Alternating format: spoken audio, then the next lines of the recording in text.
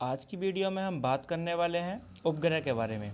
यानी कि हर किसी को एक क्यूरियोसिटी होती है अंतरिक्ष के बारे में जानने की कि उपग्रह होते क्या हैं जो हमारे अंतरिक्ष में ग्रहों के चारों तरफ परिक्रमा करते रहते हैं।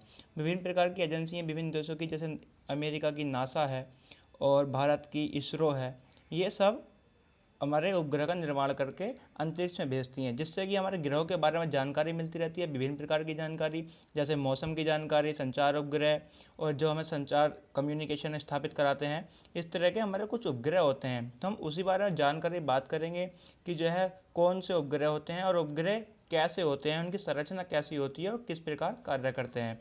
तो अब इसी बात को जानने के लिए हम चलते हैं, बनाते हैं सबसे पहले उपग्रह कि उपग्रह होता कैसा है।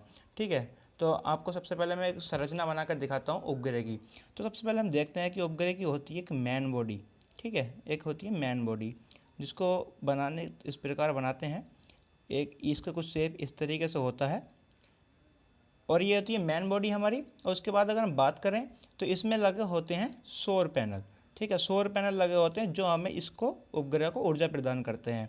ठीक है, दोनों तरफ इसके सौर पैनल लगे होते हैं। मैं आपको बना देता हूँ, सौर पैनल लगे होते हैं।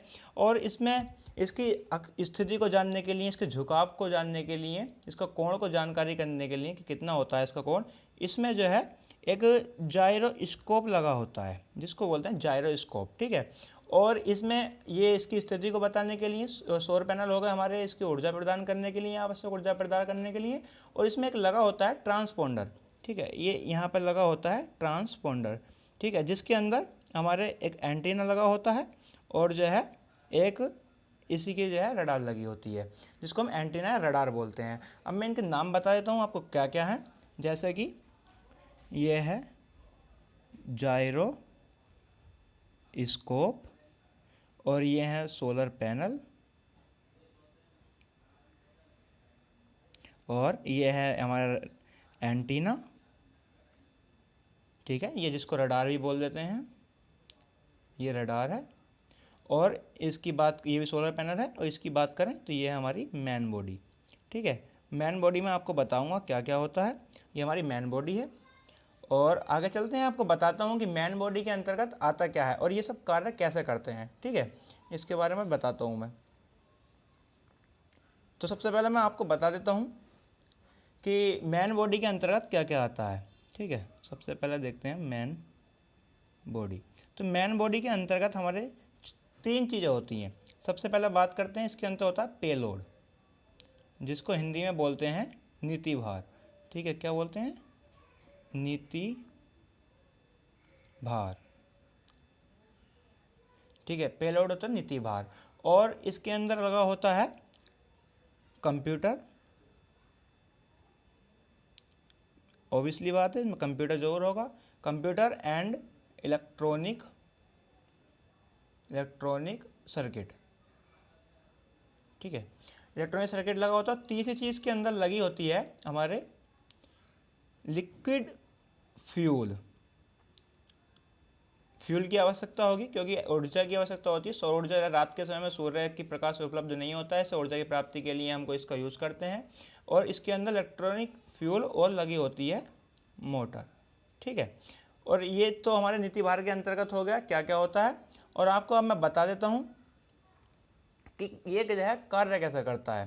ठीक है, अब मैं बात करता हूँ जो इसके अंदर ये सोलर पैनल होते हैं। सोलर पैनल तो हम आपने देखा अभी कि सोलर पैनल तो ऊर्जा का कार्य करते हैं, ये हमको ऊर्जा देते हैं। ये झुकाव कोण की स्थिति बताता है, ये झुकाव कितना है और ये किस कार्य में, मतलब किस दिशा में जा रहा है।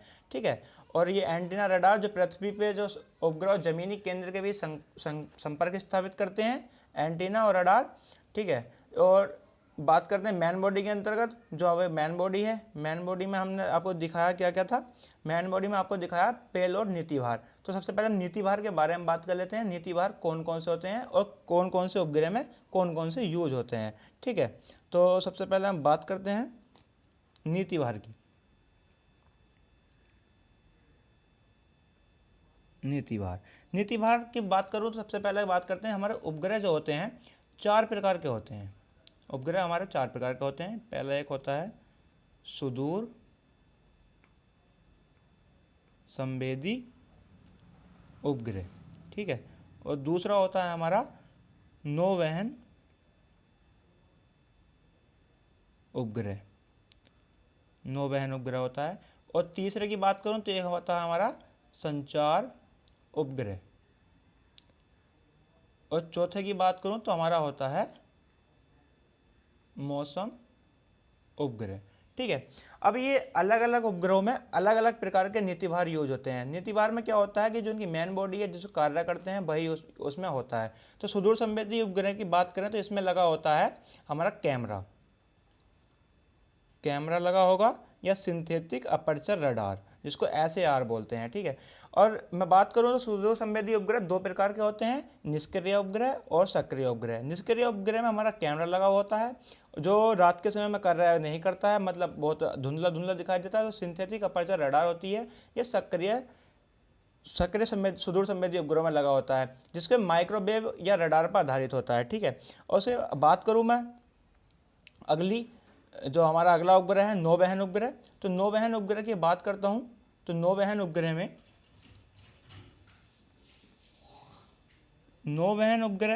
क्या होता है? इन नौवहन उपग्रह होता है हमारी जो किसी भी वस्तु या व्यक्ति की सापेक्षिक स्थिति का पता लगाता है कि कौन सी स्थिति, जो हमारा ये मैप है, ये मैप जानकारी देता है कि हम कहाँ पहुँच गए, कौन सी हमारी स्थिति क्या है। तो इसी की जानकारी देता है नौवहन उपग्रह, जिसमें नीतिभार के रूप में लगा होता है एटॉमिक क्लॉक लगी होती है, ठीक है। और अगले की बात करूं तो अगला हमारा उपग्रह है संचार उपग्रह, ठीक है।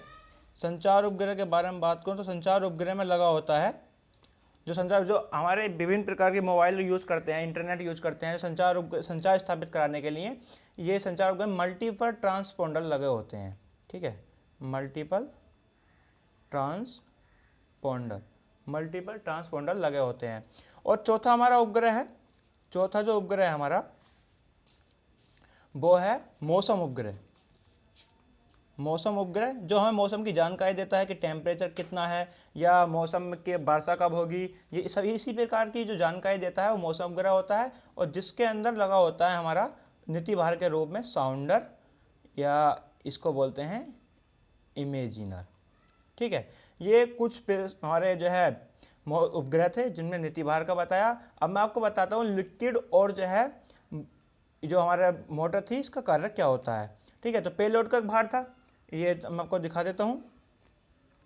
पेलोड में मैंने आपको बताया था लिक्विड, फ्यूल और मोटर। तो लिक्विड फ्यूल का काम क्या होता है कि प्रणोदक पैदा कर उपग्रह के विचलन को ठीक किया जाता है। मतलब कि जैसे कि हमारे उपग्रह में कोई विचलन आ जाता है तो इससे हमारे ऊर्जा उत्पादन कर प्रणोदक पैदा करते हैं, इसको वैज्ञानिक भाषा में प्रणोदक बोलते हैं।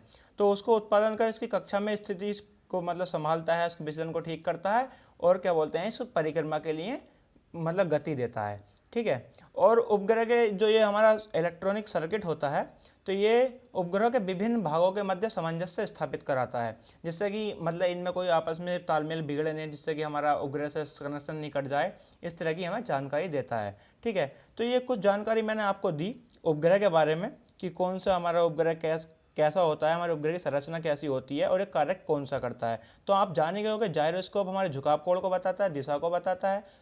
ये सौर पैनल होते हैं, ये आवश्यक ऊर्जा प्रदान करते हैं। एंटीना रडार, ये एंटीना होती है, रडार होती है, इसको ट्रांसपोंडर, ये जो चीज़ होती है इसको ट्रांसपोंडर बोलते हैं, ठीक है। क्या बोलते हैं? ट्रांसपोंडर। मैंने पीछे आगे लिख भी दिया था, ट्रांसपोंडर होता है, ठीक है। ये ट्रांसपोंडर क्या करता है, जो पृथ्वी पे हमारे वो स्टेशन लगे होते हैं, तो स्टेशन माइक्रोवेव या अन्य तरंगों के जरिए ये आपस में संचार स्थापित करता है, जिससे हमें विभिन्न प्रकार की जानकारी प्रदान करता है, ठीक है। और इसकी मेन बॉडी में मैंने आपको बताया कि मेन बॉडी में पेलोड होता है, नीतिभार इसको बोलते हैं, कंप्यूटर एंड इलेक्ट्रॉनिक सर्किट होता है, लिक्विड, फ्यूल और मोटर होता है, ठीक है। इसको मेन बॉडी या इसको हम बस भी बोलते हैं। क्या बोलते हैं? इसको हम बस बोल देते हैं, ठीक है। तो इसी प्रकार हमने कुछ ये सामान्य जानकारी थी, जिससे कि हर किसी की जानकारी इच्छुक होता है कि हमें उपग्रह के बारे में जानकारी मिले, ठीक है। तो इसी वीडियो को बस इतना ही, इस वीडियो में सिर्फ इतना ही है। अगली वीडियो में मिलते हैं। वीडियो कैसी लगी कमेंट बॉक्स में जो बताएं, और जो लाइक शेयर करना ना भूलें। धन्यवाद।